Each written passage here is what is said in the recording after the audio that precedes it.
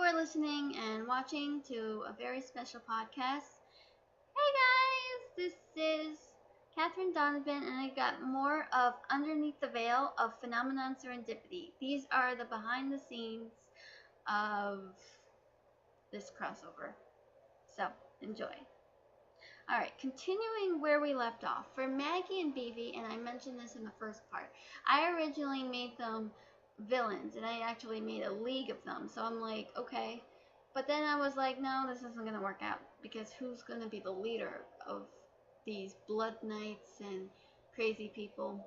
But then further into Fairy Tale came the Grand Magic Games, and there were these guys. Okay, there was like only two chicks, but after this one was kicked out and there was like a new one, you guys know who I'm talking about. I'm talking about Sabretooth. Yeah. And I took a look at Sabretooth and I'm like, it kind of reminded me of Squad 11 of Bleach. Kind of sort of in a way, but not really. And hell, like, now with Sabretooth, they're not the way they used to be, and now they're like good people now. Unlike Squad 11, who all they care about is fight, fight, fight, win, win, win, da da da da, that sort of thing. So yeah, and I'm always like wondering, okay, I need something. So Maggie was a pretty difficult cause. After I listened to Wonderland by Natalia Kills, that song was pretty good. Like, I'm not Snow White, but I'm lost inside this forest. I'm not Red Riding Hood, but I think the wolves have got me. The part where she says, I'm not Red Riding Hood, but I think the wolves have got me, I was like, oh, maybe I can create something from this.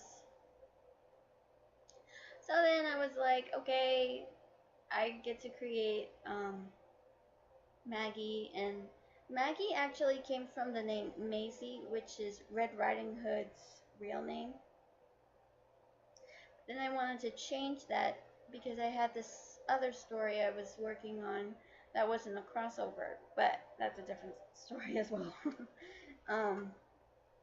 For Maggie, I wanted her to display some sexiness in there, but also I want her to be more modest as well. I didn't want her to just wear skin tight outfits, and I didn't want to make them too skimpy.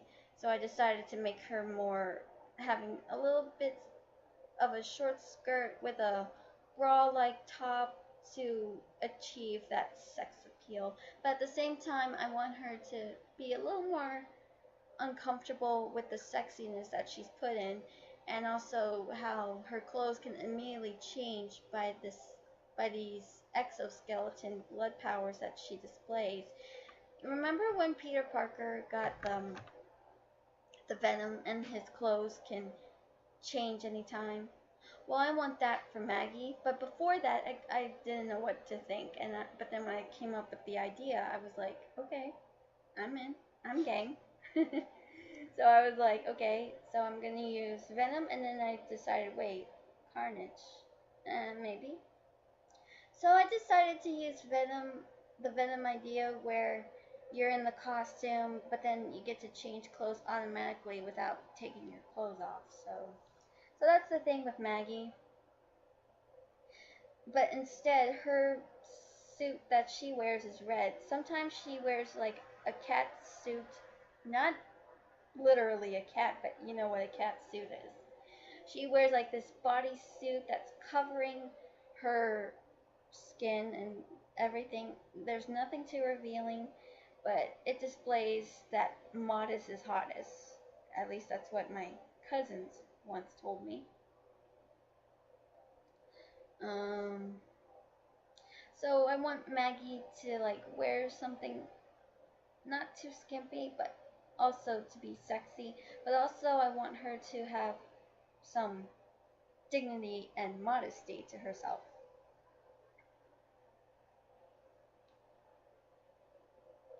For Bella Venetia, Bella Venetia came from different fairy tales of Snow White, but I thought this name would be perfect for a Beauty and Beast. And she was like the character for her, and spoiler alert, and maybe I might put this in the sequel, which is not revealed yet in the first of Phenomenon Serendipity. Um, she has that beautiful charm, but she also has an inner beast side to her that's really deadly, very lethal, and very dangerous. And also, like, the movement, the agility, the enhanced agility, and also the fighting skills. I kind of was inspired from Volvo of Soul Calibur, and also I never been to the circus, and I'm very hypersensitive to sounds, but there were I've heard of these people called contortionists. They're people that can twist themselves in different ways that nobody else can, and it's really talented. And I thought maybe I can have something for Vivi. Like when she's fighting, I want her to maybe twist herself around and dodge any attacks, and just to wrap herself around and have these martial art moves. I want her to display something like that, like twist around and maybe like break any necks of the monsters of infestations and manifestations as well. So I was like, okay, this could do. So I made Maggie and Bibi the other main characters of their perspective view, and it was a pretty hard process. Yeah. And for Tilda, Tilda's name came from Matilda, which was Alice Little's sister's Edith's nickname, um, from Lewis Carroll. I'm not kidding. Like, Alice in Wonderland came from the girl of Alice Little that Lewis Carroll was friends with, but that's a different story, sorry. So, I wanted Tilda to have, like, powers of water, like Julia, and also, to have ice powers just like Gray and Leon, so that she was a pretty hard one because I wanted her to be an ice queen, but also at the same time, also like a water chick as well. And her powers were inspired from waterbenders of Avatar: The Last Airbender, like Katara. I actually love the way she controlled the water, which was pretty cool. And her ice powers, you people might think I got her ice powers from Elsa from Frozen, but no, that was before that. I did not get that from Elsa of Frozen. Where I got that, I got Tilda's ice powers from Icy from the Wings Club. Yeah, pretty crazy. So yeah, like Tilda was a bit of a pickle for me. Like I was trying to figure out if she was going to be hero or villain, but then I decided, she should be a hero too, and have water and ice, and I want her to develop a more darker self to her, and also she's got this frozen heart that has to be defrost by the help of these amazing people. And the comparison with Maggie and Tilda is, even though they both have different powers and the whole blood is thicker than water thing, the two of them are pretty similar because in their stories they start off pretty cold and ruthless, and they're still ruthless, but then they have their hearts defrosted by different characters of animes. And for Marina Lear, Marina Marina's name came from Marina and the Diamonds, which was a one-self band of Marina Diamante, and Lear actually came from William Shakespeare's King Lear. Her light powers came to me. It didn't came from any other media, comic book, or whatever. But I love angels and how the way they glowed and how they have some special force to them. And I want Marina to have that light powers and know what it's like, even in the darkest moments. So yeah. So I just wanted to tell you guys that. And oh, I almost forgot. Silver Eden. Like, I'm doing more perspective views And I might even talk about Katrina a little bit more, and yeah, that sort of thing. But anyways, Silver, um, she was like the hyperactive, enthusiastic young girl, and she's actually based off me. I based her off me. She and I are really similar. We're both energetic. We're very, our enthusiasm causes others to be like, wow, this is really great. We need this enthusiasm.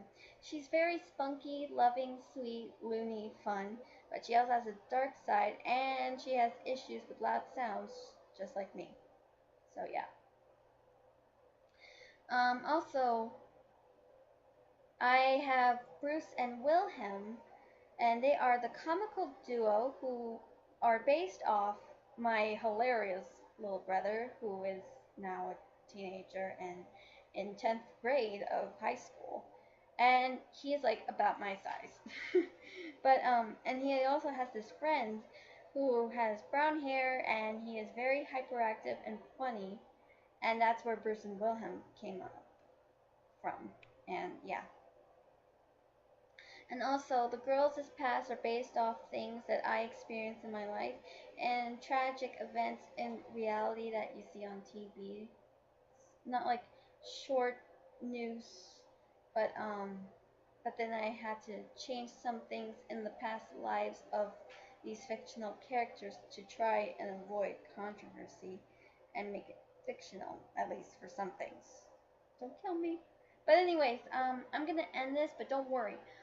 I'm going to explain about Katrina more and more, even though it's going to be pretty long. So I hope you guys like it, and I'll see you next time. I'm Captain Donovan. I'll see you later.